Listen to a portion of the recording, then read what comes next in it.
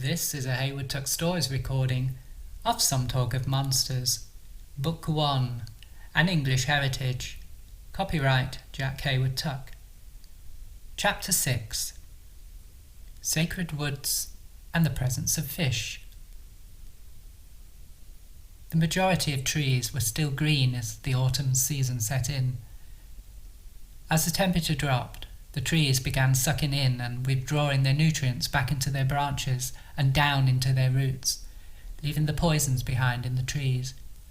The rich colours of reds and yellows would soon be hanging in the trees like scorched and pungent flesh, the branches displaying their dried up corpses for a few days before letting them fall to rejuvenate the soil.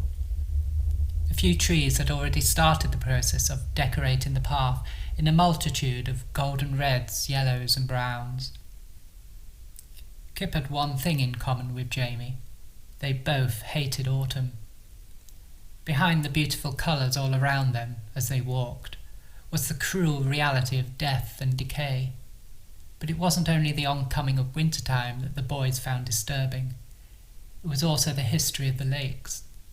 For a cruel and tragic history it was, and death had come to the waters and its surroundings in many forms, some natural, but mostly savage and nasty. Kip looked at the narrow wooden logs to his left, the trees cut down with the chainsaw in their prime, which now created steps up to the hills that ran along the edge of the college grounds towards the left side of the field, where Maximilian Chesterton's body was found beaten and battered all those years ago. According to what we read in the papers, the evening in which Max was brutally beaten to death and dumped, Brian began. Naked, apart from his football shorts, Sarah interrupted. Well, it happened to coincide with Hop's own brutal murder, Brian continued.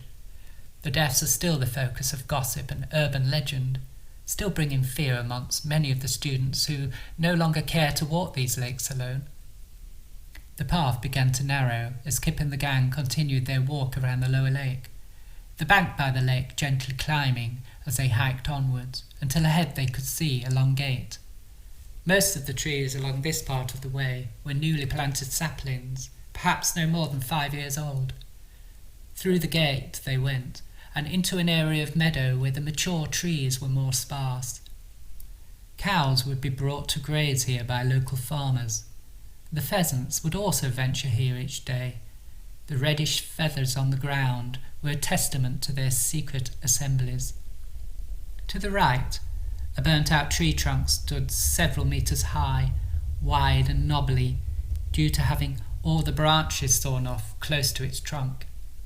A harrowing reminder of the December storm that had come without warning. It had wreaked its havoc at 6 in the evening, blasting to pieces many of the older trees like a demolition crew out for vengeance.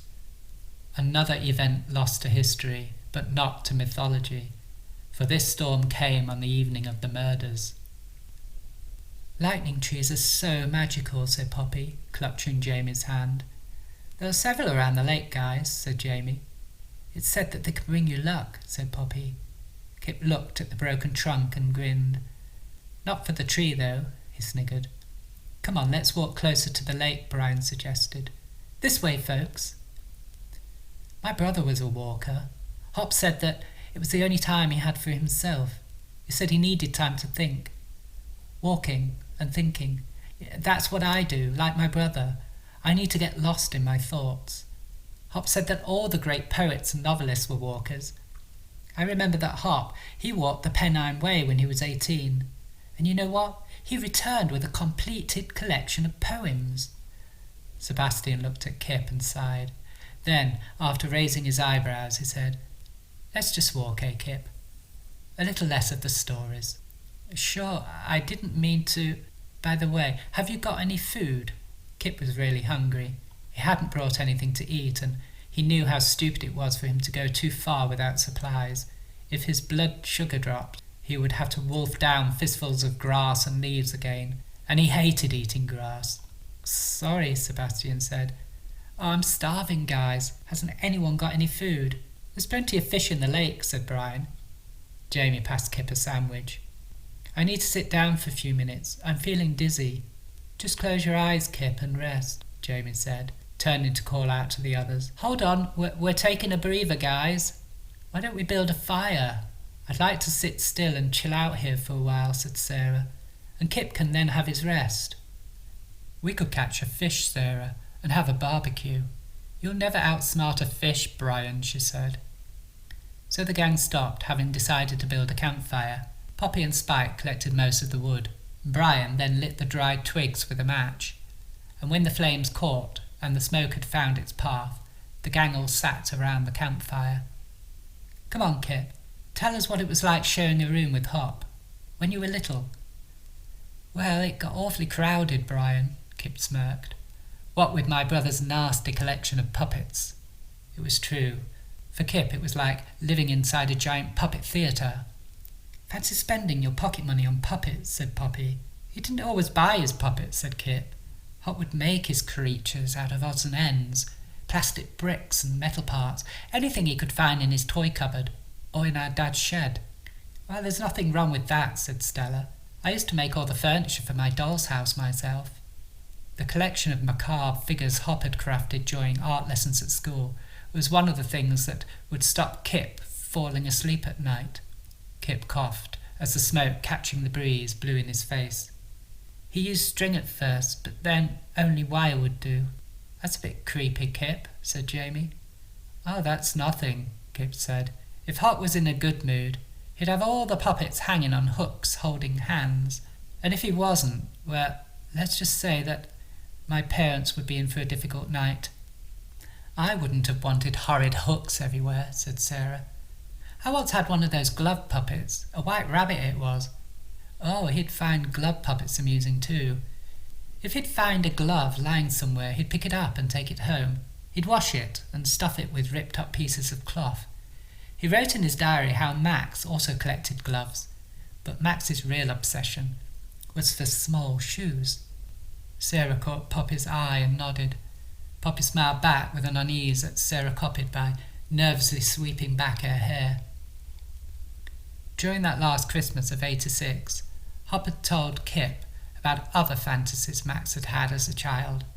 The stories had caused him many sleepless nights, but not as much as the small shoes had. Kip had always meant to ask Hop where and how Max had got his hands on so many. What about your brother's friends? Brian asked. Didn't they think he was a bit strange? There was this one friend Hop had. James his name was. Well, one day they were in the garage together messing about, and Hop had put ropes around his wrists and ankles. My mum caught him as he was pulling on the ropes looped around the roof supports. Hop was so angry when Mum put a stop to it and sent James home. Hop said that they were only acting. James's mum came to the house later, screaming at my mum she was. It was all about theatre with my brother. He loved putting on a show. A theatre of horror springs to my mind, said Sebastian. Sounds like he caused his friend an injury. Kip went quiet. He sat staring out towards the lake. He was listening to a voice in his head. It was repeating the same words as if on a loop, round and round in his brain. The voice said, "Me and my brother, my mother and my father, me and my brother and me." At that moment the voice was interrupted by Sarah tugging on his sleeve. "Come on, Kip." "What?" "Why are you always so scared?" "Scared? I wasn't scared. You were shaking and in some kind of trance," she said, grabbing his shoulder. "You had us all quite worried." "I'm not scared, I tell you. Not here in the woods. Not on this hallowed ground." "Hallowed ground?" Brian laughed. "Hallowed ground?" the girls repeated in a harmonious screech. Kip felt uncomfortable. He hated being laughed at. He looked at his muddy trainers. Brian slapped his hand hard on Kip's shoulder.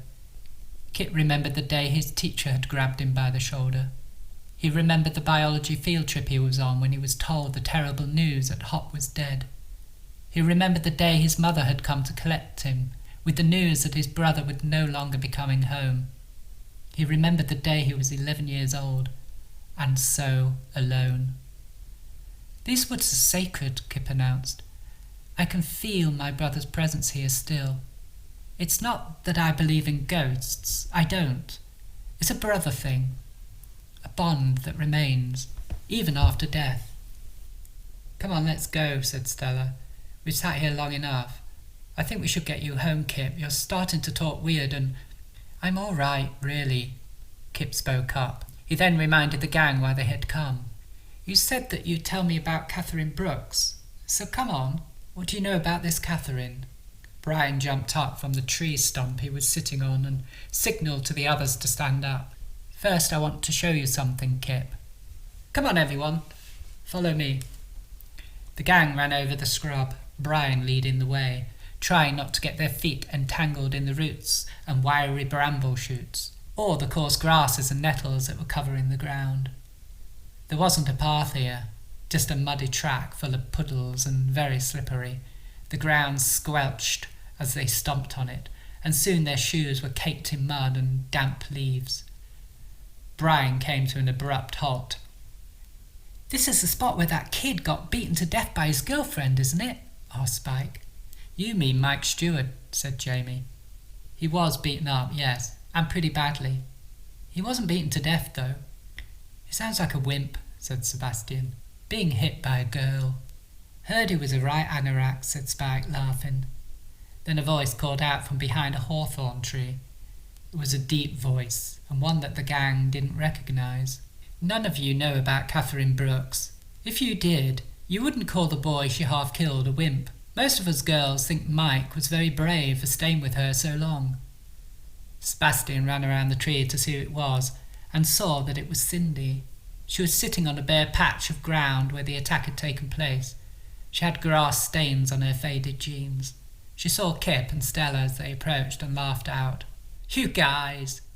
Cindy then saw Spike standing by the lake and beckoned him over. I've met this young man, Mike Stewart. If you knew how he had suffered at the hands of that evil girl, you wouldn't be laughing at him. Don't think for one moment that you guys would do any better with Catherine. She'd rip your arms and legs off like she does with spiders. She'd eat you boys alive. As Kip listened, he couldn't help noticing that Cindy had something sticking in her teeth. He imagined her toying with it, with a fat finger under her fat upper lip. Are you listening, Kip? She snapped. You need to stay away from Catherine. Poppy was standing with her arm around Jamie, but he didn't look happy. You're upsetting Jamie, Cindy. Don't say that, Poppy, Jamie whispered, before continuing in a louder voice. It's just that Mike is my friend, Cindy. I still hate myself for not being there to save him that day. The day he was attacked by the bitch. Poppy turned her head towards Brian and said, Tell the chicks about the murders. Now is the time to tell them all about that evil girl. End of chapter 6, part 1.